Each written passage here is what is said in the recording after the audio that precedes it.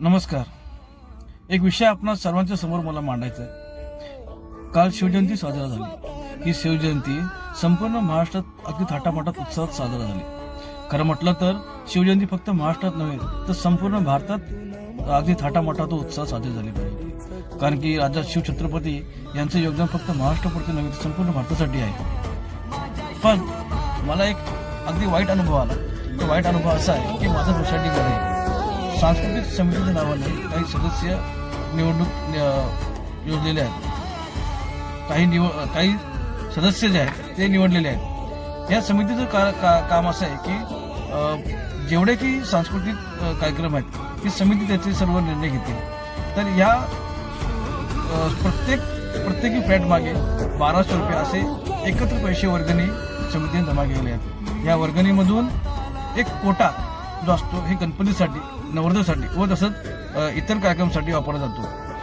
तर शिवजयंतीसाठी समितीने 8,000 रुपये दिले.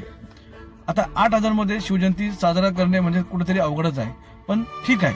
पण त्यामध्ये सुद्धा आपण चांगल्या पद्धतीने साजरा करू शकतो असा एक मेसेज समोर टाकला. या समोर असं टाकण्यात आलं की 8,000 रुपये समितीने दिलेले आहेत, पण आपण अजून चांगले भव्य करू शकतो, शिवजयंती आपली साजरी करू शकतो. तर प्रत्येकाने तुमच्या इच्छेनुसार पैसे जमा करावे. आता मला एक सांगा, माझ्या सोसायटीमध्ये 250 फ्लॅट आहेत. या 250 फ्लॅटमध्ये मी म्हणतो 40 ते 45% हे उत्तर भारतीय आहेत, 40 ते 45% हे मराठी आहेत आणि 10% म्हणूया आपण इतर आहेत. ही माझ्या सोसायटीची आत्ताची सध्याची कंडिशन आहे. पण या संपूर्ण 250 फ्लॅटमध्ये पैसे जमा झालेली वर्गणी जी आहे ती फक्त आणि फक्त 34 लोकांची आहे. 34 फ्लॅट धारकांनी पैसे जमा केले.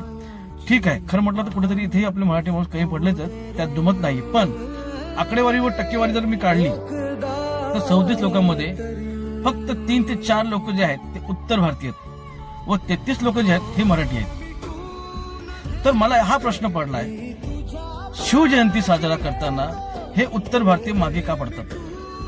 मी तुम्हाला एवढे सांगतो, जी शिवजयंती का झाली ना त्यामध्ये कुठेही मला उत्तर भारतीयचा जमाव दिसला नाही. मग हातावर मोजण्या एवढे फक्त काही 5-6 लोक उत्तर भारतीय जवळचे असतील, खाली आले असतील, पण कोणीही उत्तर भारतीय शिवजयंतीला खाली आला नाही. ही शोकांतिका आहे माझ्या सोसायटीमध्ये. मला आज वाटते, खरं म्हटलं तर मी हे सांगतोय माझ्या सोसायटीबद्दल, पण मला वाटतं हा विषय फक्त माझ्या सोसायटीचा नव्हे तर प्रत्येक सोसायटीचा आहे. मला वाटतं महाराष्ट्रामध्ये जिथे जिथे ही जी परप्रांतीची घाण पसरलेली ना त्या ठिकाणाची आहे. आज या 34 लोकांना फक्त 3 ते 4 लोक उत्तर भारतीय फक्त पैसे देतात. बाकीचे कुठे गेले? का फक्त श्रीरामांच्या नावाने, हिंदूंच्या नावाने फक्त तुम्ही जमा होतात, एकत्र होतात आणि मराठी माणसाच्या समोर विरोधात उभे राहतात. खरं म्हटलं तर मराठी माणूसच इथे कुठेतरी कमी पडतो.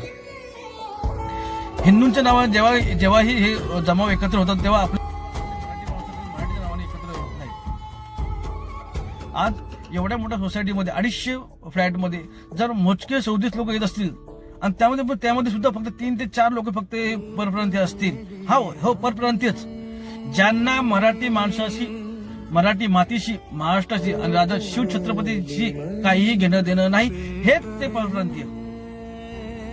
जर त्यांना वाटलं असतं ना खरंच राजा शिवछत्रपती हे आपले, तर नक्कीच त्यांनी त्यांचं योगदान दिलं असतं आणि खाली सुद्धा आले असते.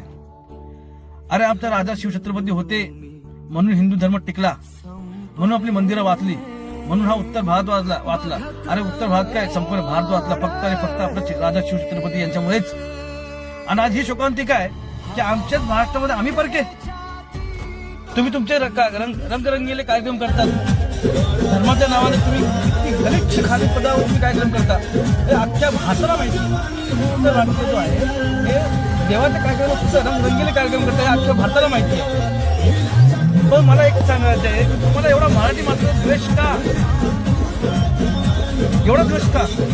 आज फक्त 100 आणि 150 रुपये जमा केले लोकांनी. 100-150 रुपये. मी किती केले काय केले मला याच्यात जायचं नाही, पण 100-150-200 असे काही लोकांनी 500 केलेत.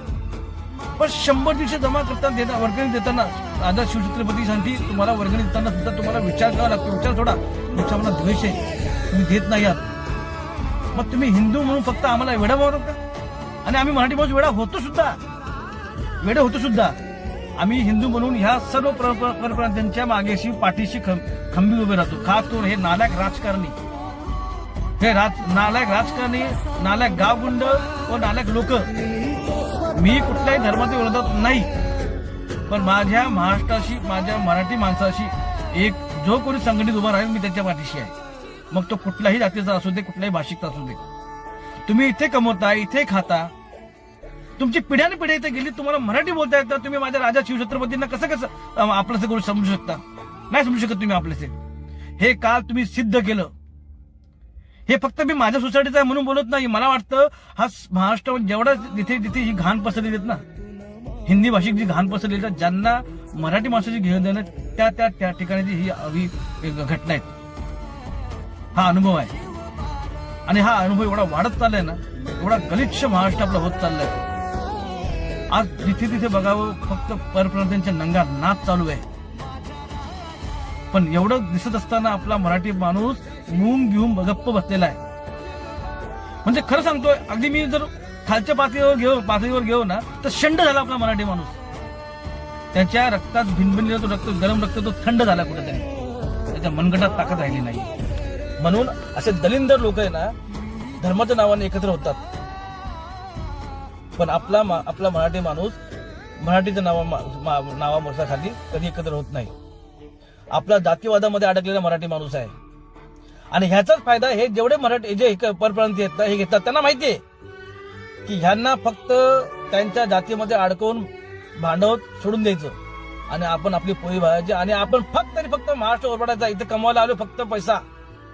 आपल्याला मराठी माणसाशी काही घेणं देणं नाही. आपल्याला महाराष्ट्राशी घेणं देणं नाही. इथल्या मराठीशी माणसाशी घेणं देणं नाही. इथे छत्रपती शिवाजी महाराज म्हटलं तरी हरकत नाही, त्यांच्याशी सुद्धा घेणं देणं नाही असं म्हटलं तर वावगं ठरणार नाही. यांना फक्त याच्याशी घेणं देणं आहे. फक्त पैसा आणि फक्त धर्माच्या नावाने, श्रीरामाच्या नावाने, प्रभू श्रीरामाच्या नावाने फक्त हिंदू म्हणून एकत्र येऊन त्यांच्या ती राजकारणी पोळी बसतात. हे जे परप्रांतीय आहेत, मग ते गुजराती असो, मारवाडी असो, बंगाली असो, उत्तर भारतीय असो, हे परप्रांतीय म्हणून एकत्र येतात आणि एकमेकांना साथ देतात. आणि आपला मराठी माणूस फक्त वेगवेगळा होतो. तर जातीमध्ये तो मराठा आहे, तो बौद्ध आहे, तो टाळी आहे, तो माळी आहे, तो आणखी काहीतरी आहे आणि तो विभागला जातो. पण हे परप्रांतीय आहेत ना, त्यांच्या राज्यामध्ये हे स्वतः ते भाषिक होतात, एकनिष्ठ होतात. तिथे त्यांचं जातीवाद त्यांचं तिथे पण आहे, पण इथं नाही. इथं झाल्यावर त्यांचं कुठेही भाषिकवाद होत नाही, जातीवाद होत नाही. तू मराठी आहे, तू बंगाली आहेस, तू गुजराती आहेस किंवा तू ह्या जातीचा त्या जातीचा नाही. हे फक्त आणि फक्त हिंदू म्हणून एकत्र येतात. ते हिंदू नसतात, पण त्यांना माहिती आहे आपण आज इथे जर राहायचंय तर हिंदू म्हणून एकत्र आलो पाहिजे, एकवटलं पाहिजे, तेव्हाच आपण मराठी माणसाचा मात मोडू शकतो असं त्यांना मानायचं आहे. आणि हे असं वागून आपल्या मराठी माणसाला हे मराठी माणसं तुच्छ लेखतात, कारण की त्यांना माहिती आहे आम्ही एकत्र आहोत. हे सगळे राजकारणी आमच्या पाठीशी, कारण की आमच्याकडे एक गठ्ठा मत आहे. आज तुम्ही आमच्या छत्रपतींना विरोध करता, त्यांच्याबद्दल द्वेष ठेवता, हे सरळ सिद्ध होते. तुम्ही आमच्या मराठी माणसाला, महाराष्ट्राला, आमच्या छत्रपतींना तुम्ही विरोध करतायत, त्यांचा द्वेष तुमच्या मनामध्ये आहे. नाही तर फक्त 3 ते 4 लोक, मी तुम्हाला नावं सहित सांगू शकतो की मी तुम्हाला सर्व नावं माझ्याकडे आहेत, सर्व नावं माझ्याकडे आहेत. पण फक्त या 34 लोकांमध्ये फक्त 4 लोक फक्त परप्रांतीय आहेत. हो, परप्रांतीय, ज्यांना यांच्याशी काय महाराष्ट्राची काय घेणं नाही. 4 लोक फक्त. देणगी द्यायला किती रे? 100, 150, 200 रुपये तुम्ही देऊ शकत नाही का? देऊ शकता, पण तुम्हाला द्यायचं नाहीये. तुम्हाला फक्त हिंदू धर्मामध्ये किंवा हिंदूचे जे काही सण आहेत, आता हिंदू म्हणजे काय त्यांनी ठिकाणं घेतलंय. हिंदू म्हणजे मी सुद्धा हिंदूच आहे, पण तुम्हाला तुमची पोळी भाजायची फक्त हिंदू धर्माच्या नावाखालीच. म्हणून तुम्ही विरोध करता मराठी माणसाचा आणि तुम्ही एकवटले फक्त हिंदू धर्माच्या नावाखाली आणि आम्हाला फसवलं जाते. आणि आमचा मराठी माणूस फसतोय मराठी माणूस.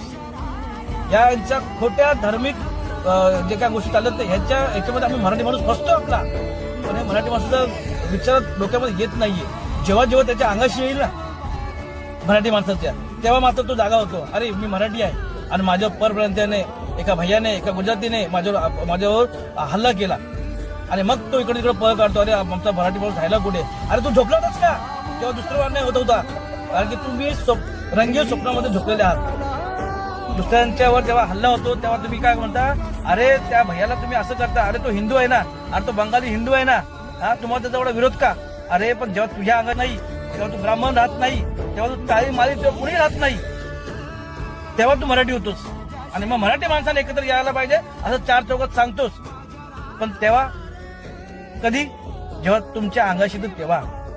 अरे मराठी माणसं आता ते जागा हो. किती किती परपर्यंत लोक तुम्हाला शिवजयंतीचं तुम्हाला शुभेच्छा दिल्या सांगा बघू. डॉक्टर बाबासाहेब आंबेडकर, माझा स्वतःचा अनुभव आहे, डॉक्टर बाबासाहेब आंबेडकरच्या जयंतीला सुद्धा परप्रांतीय लोक जे आहेत ना नगण्य आहेत, नगण्य आणि मोजकेच आहेत जे शिवजयंतीला तुम्हाला शुभेच्छा देतात. मोजके ओळखत सुद्धा नाही डॉक्टर बाबासाहेब आंबेडकरांना, विचारतच नाही, मानत नाहीत. ही ही ही ही सत्य घटना आहे. मी सांगतो ते या परप्रांतीय लोकांना, बाहेरच्या राज्याच्या लोकांना आपल्या महापुरुषांशी काही घेणं नाहीये. फक्त त्यांना त्यांचा पैसा कमवायचा आहे. इथे वरवडाला आलेत आणि आपला मराठी माणूस देशात उडीला लागतोय, त्याला कळत नाहीये.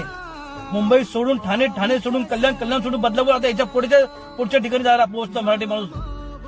आणि हे लोक हे एकत्र येऊन आपली फक्त वाजवायला बसलेत. या मराठी माणसाने एकत्र या, एवढी कळकळीने तुम्हाला सांगतो.